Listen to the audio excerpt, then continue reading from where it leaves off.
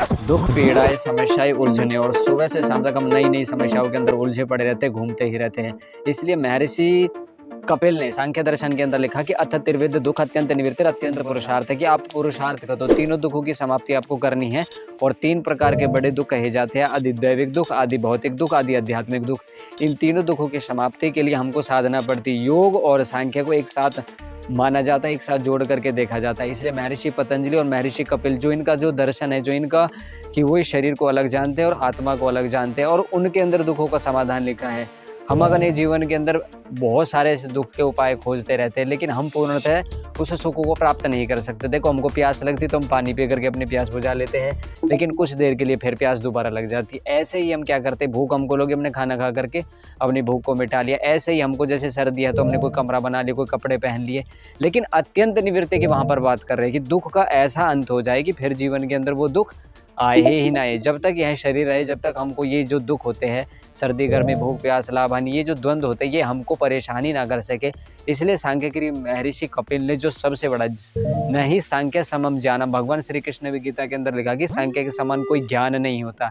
और उस ज्ञान के अद्भुत शास्त्र के बारे में आज मैं थोड़ी सी चर्चा करूंगा और आपको मैं बताऊंगा। इस संसार के अंदर शास्त्र में लिखा कि 3 प्रकार के दुख होते हैं, आदि दैविक दुख, आदि भौतिक दुख और आदि आध्यात्मिक दुख। इन दुखों के बारे में चर्चा करेंगे। आदि दैविक दुख वे दुख कहे जाते हैं जो हमको संसार में प्रकृति के अंदर, जैसे कि सर्दी से, गर्मी से, कोई आंधी आ गई, कोई तूफान आ गया, कोई भूकंप आ गया, कोई ऐसी समस्या आ गई जो मनुष्य के कंट्रोल के बाहर ही होती है। वैसे बहुत सारे ऐसे काम हैं जो हमारे कंट्रोल के बाहर होते हैं।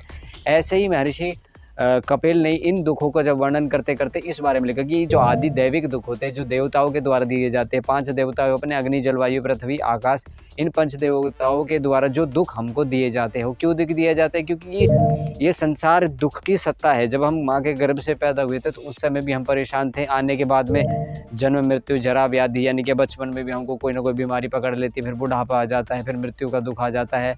मतलब हम हमेशा दुखों से घिरे रहते हैं। इसलिए महर्षि कपिल ने दर्शन दिया कि ये इच्छा मनुष्य को करनी चाहिए कि इनका समूलतः नाश कर दिया जाए, यानी कि दुख इनको जड़ से मिटा दिया जाए। इसलिए उन्होंने अत्यंत निवृत्ति, अत्यंत पुरुषार्थ, यानी कि अत्यंत निवृत्ति के लिए, पूरा खत्म करने के लिए पुरुषार्थ करना जरूरी है। फिर उन्होंने आदि दैविक दुख, फिर आदि आध्यात्मिक दुख। आदि आध्यात्मिक दुख में 2 प्रकार के दुख आ जाते हैं। एक तो आपके शरीर से रिलेटेड, यानी कि हमको जो शरीर के अंदर बीमारियां जो हमको घेर लेती है। दूसरा आ जाते हैं जो मानसिक क्लेश है, यानी कि जो मानसिक कष्ट होते हैं। बहुत सारे आजकल डिप्रेशन है और दिमाग से रिलेटेड दुनिया भर की परेशानियां ऐसी हमारे सामने घटित होती है जिनको हम देखते हैं। तो सांख्य के ऋषि ने कहा कि आदि दैविक दुख, आदि आध्यात्मिक दुख। और हमको अज्ञान होना, यानी कि ज्ञान का नहीं होना, ये भी एक प्रकार से दुख ही है। अगर हमको ज्ञान हो जाएगा तो हम अपनी समस्याओं को समाधान कर सकते हैं। इसलिए महर्षि कपिल ने अपने सांख्य दर्शन में लिखा, ऋते ज्ञाना न मुक्ति, बिना ज्ञान के हम दुखों से मुक्त कभी भी नहीं हो सकते। आदि दैविक दुख, आदि भौतिक दुख, फिर आदि दैविक, आदि भौतिक। फिर भौतिक दुख में ही एक मतलब हो जाता है कि अपने आप को छोड़ करके हमको जो दूसरों से दुख प्राप्त होते हैं, मनुष्य से लेकर के जितने भी सारे के सारे प्राणी संसार के अंदर निवास करते हैं, उनमें भी वो दुख आ जाते हैं। और उनके द्वारा, जैसे कि मैं हूँ, मेरी एंटिटी इस संसार के अंदर है और हमको कोई सांप काट ले आकर के, कोई हाथी हमको टक्कर मार दे, कोई भैंस हमको मार दे, यानी कि कोई ऐसी अनहोनी हमारे साथ हो जाए जानवरों के माध्यम से, कोई इंसान ही हमको हमारे साथ गलत कुछ ऐसा काम कर दे जिससे हम जीवित ना रह सके, तो उसको भी कहा कि आदि दैविक दुख, आदि भौतिक दुख, आदि आध्यात्मिक दुख। इन तीनों दुखों में ये जो भौतिक दुख है ये भी हमको परेशान करता है। फिर महर्षि पतंजलि ने कहा कि इन दुखों के अलावा इस संसार के अंदर कोई और दुख नहीं है। 3 ही प्रकार के दुख वहाँ पर गिनाए हैं। वैसे तो बहुत सारे हम छोटे छोटे अगर इनके टुकड़े करते चले जाए तो दुख भी एक जानने की चीज़ है। बिना दुख को जाने आप उसको हम हटा ही नहीं सकते।